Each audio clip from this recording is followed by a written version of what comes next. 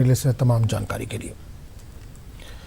वादी कश्मीर में आम जिंदगी तेजी से बहाल हो रही है। बाजारों में फिर से रौनक देखने को मिल रही है। अब वादी में दोपहर तक दुकानें और दीगर कारोबारी इदारे खुलते रहे हैं। श्रीनगर के लाल चौक में भी दोपहर तक दुकानें और दीगर कारोबारी सरगर्मियां जारी रहती हैं। पब्लिक ट्रांसपोर्ट में भी रोज बरोज इजाफा देखने को मिल रहा है। अब तकरीबन हर इलाके में गाड़ियां चलती नजर आ रही हैं। ताहम इंटरनेट और प्रीपेड मोबाइल सर्विस अभी भी मुअत्तल है।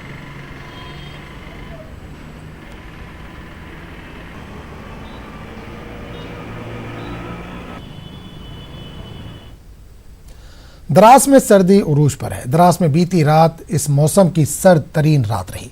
इलाके में दर्जा हरारत मुसलसल गिर रहा है। बीती रात द्रास में दर्जा हरारत -28 डिग्री सेल्सियस रिकॉर्ड किया गया। करगिल में भी सर्दी काफी बढ़ गई है। करगिल में बीती रात पारा -18 डिग्री रिकॉर्ड किया गया।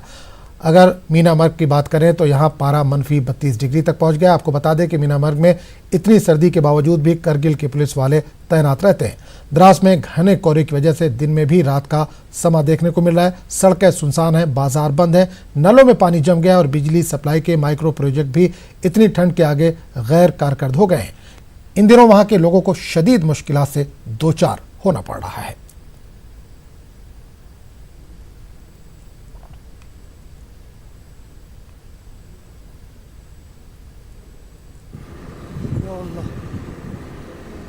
यार पिच नहीं होती शायद। आगे पे जगह नहीं हो गया। वो लास्ट नाली स्लेट के पास। खबरों का सिलसिला जारी रहेगा, लेकिन एक छोटे से वक्फे के बाद।